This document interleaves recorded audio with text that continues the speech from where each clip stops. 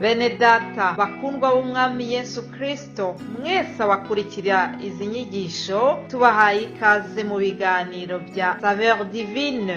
Ibi biganiro mu bitegurirwa n'abavugabutumwa bwiza batandukanye, akaba ari umuhamagaro ugendera ku ijambo ry'Imana byanditse mu gitabo cy'ubutumwa bwiza uko bwanditswe na Matayo ibice 24 umurongo wa 14. Kandi ubutumwa bwiza bw'ubwami buzigishwa mu isi yose ngo bube ubuhamya bwo guhamiriza amahanga yose, nibwo imperuka izahera ko ize. Ibi biganiro mubikurikira ku channel ya YouTube yitwa Saveur Divine. Tubifurije kugubwa neza. Imana Data ari nayo So ibaha umugisha.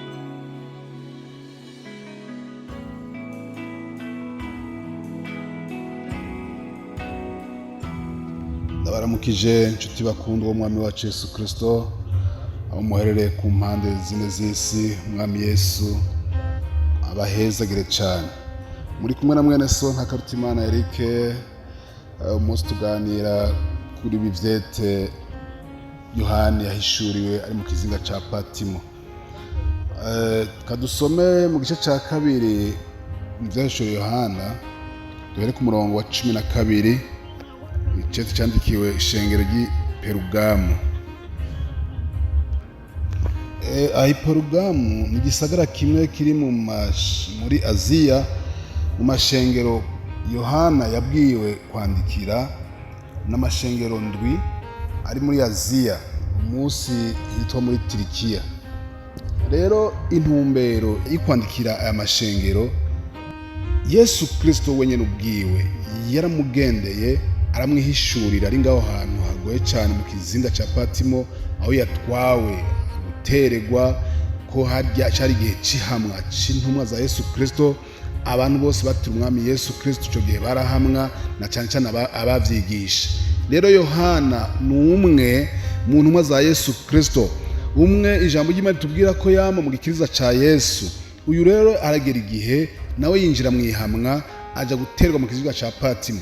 Agezeyo umwami Yesu amusangayo, abana nawe, aca mubwira amajambo, amubwira ivyo yandikira aya mashengero. Rero ngaho Perugamu ni ishengero rimwe mu mashengero yandikiye. Yanditse avuga ati, kandi wandikire umumarayika w'ishengero ry'i Perugamu uti, ufise inkota ikarishe aravuga ibi: ndazi aho uba, ko ariho umugwa wa Satani uri, kandi wumiye ku izina ryanje.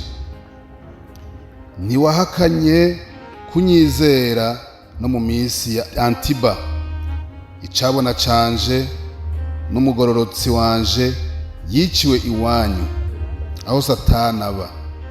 Ariko mfise ivyo ndakugaya ko bike, kuko iwanyu uhafise abakomeza inyigisho za Baramu, yigishije Baraki gushira igitsitaza imbere y'Abisirayeli, kugira ngo barye ivyashikaniwe ibigirwamana bashurashure. Niko nawe ufise abakomeza inyigisho z'Abanikorayiti nk'uko nyene. Nuko rero niwihane. Nutihana nzoza kuri wewe vuba, kandi abo nzobagwanya, ndabakubite inkota yo mu kanwa kanje. Uri n'ugutwi niyumva ico mpwemu abwira amashengero. Unesha nzomuha kuri manu yanyegejwe, kandi nzomuha ibuye ryera. Kuri iryo buye handitswe ko izina rishasha, nta muntu arizi atari uzo rihabwa. Imana nishimwe cyane. Turabonye rero iri kete ryandikiwe iri shengero, yavuze ukungene Yesu Kristo aribona nuko arizi. Aravuga yuko ahazi yuko ari ku mugwa wa Satani, ni kuvuga hakorerwa ibyaha byinshi bitandukanye, ariko kandi iryo shengero nyene aririndiraho nyene. Imana nishimwe cyane. Hanyuma yacu aravuga iri jambo ku murongo wa 14, aravuga ngo ariko mfise ivyo ndakugaya ko bike. Nukuvuga mwene data aho uri hose imana irafise uko ukubona, irafise ukungene kuraba ikakumenya. Rero ngaho abantu aravuga ati naho muri ngaho muri ico kibanza ndabona yuko mwagumije izina ryanje, mwagumye hafi yanje, ni ku mugwa wa Satani ariko mwagumye mwemangira izina ryanje, ariko mfise ivyo ndakugaya ko bike, kuko iwanyu uhafise abakomeza inyigisho za Baramu.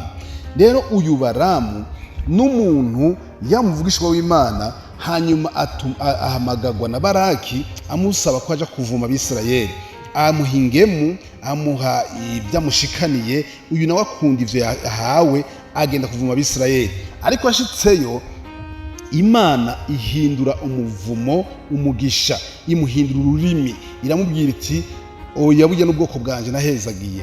Rero Imana ntibishoboka yuko ushobora kuvuma uw'Imana yahezagiye. Rero ngaha aba bantu byasigura ko hari abantu bigira abakozi b'Imana, ariko mu ntumbero zabo bafise ibindi baba bagamije kuronkera inyungu zabo ubwabo.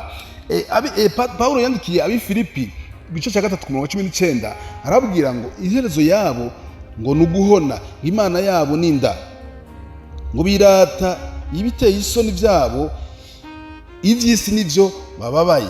Hari abantu rero bameze uko imana zabo ari nda, nukuvuga bobo bironderera ivyo bishira mu nda zabo gusa, ntibababara ivy'ubwami bw'Imana.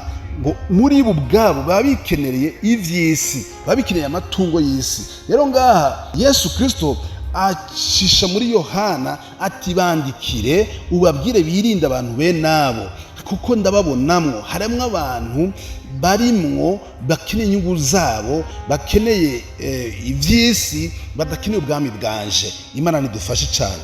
Rero arabandanya muri iki gice cy'ivyahishuro Yohana igice cya 2 ku murongo wa 15 acaravuga ngo niko nawe ufise abakomeza inyigisho z'Abanikorayiti nk'uko nyene.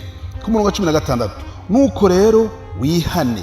Imana rero isaba yuko twihana, birashika tukaba muri twebwe nyene, hakaba muri twebwe bwamaze kwakira umwami Yesu Kristo, harimo izindi nyigisho ziko ziraza, ariko dusabwa ngo twihane tugume kuri Kristo Yesu, kuko uwo niwe byizigiro vyacu, uwo niwe kwizera kwacu.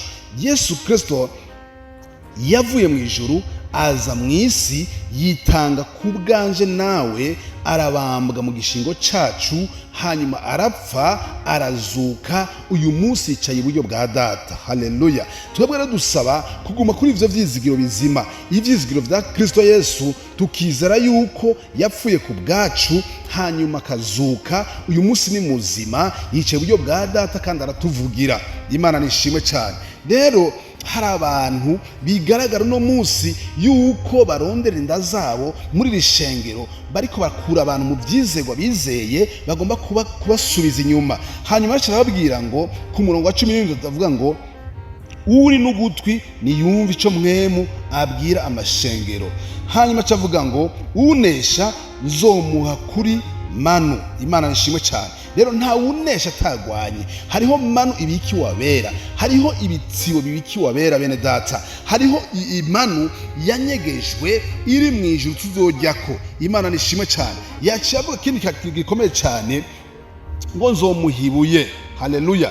Ngo kandi ngo nzomuhibuye gera. Hariho ibuye ry'agaciro gera, iryo buye rigereranwa n'ibitsibo tuzokwambikwa n'impera tuzoronka idasanzwe. Hari impera y'abihanganye, hari impera y'abagumye kuri Kristo Yesu, hari impera y'abatemeye inyigisho zindi, hari impera y'abagumye muri Kristo. Haleluya. Mwene data ndakugira inama ngo ugumye ku vyizigiro bizima, ugume kuri uwo Yesu Kristo wakiriye. Yesu Kristo ni muzima, Yesu Kristo ari kumwe natwe, Yesu Kristo abana natwe iminsi yose, natugwanira intambara kandi azodushoboza. Imana ishimwe cyane. Tugaragaza ni byinshi, inyigisho zihari ni nyinshi zitandukanye nizo twizeye, ariko ngo dusabwa ngo tugume kuri Kristo Yesu. Haleluya. Tugume tumwizeye. Uyo niwe tanguriro kandi niwe herezo. Imana ishimwe. Yaravuze ngo ndi Arufa kandi ndi Omega. Imana nishimwe cyane. Ibindi biza byose bifise iherezo, ariko wewe ariho yamye ibihe bidashira. Imana nishimwe cyane. rero mwene data ndagutumirira kuguma ku vyizigiro bizima, inyigisho zindi ziza nk'izi ariko ziraca ngaho Perugamo ntizigutware, ntisubire inyuma. Haleluya! Imana ntikuranga ari zikugaya, oya hindura, ni wihane, urondere Kristo Yesu, umube hafi nawe azokuba hafi. Imana ishimwe cyane, Imana ibahezagire. Shalom shalom, mwarahezagiwe. Amen amen.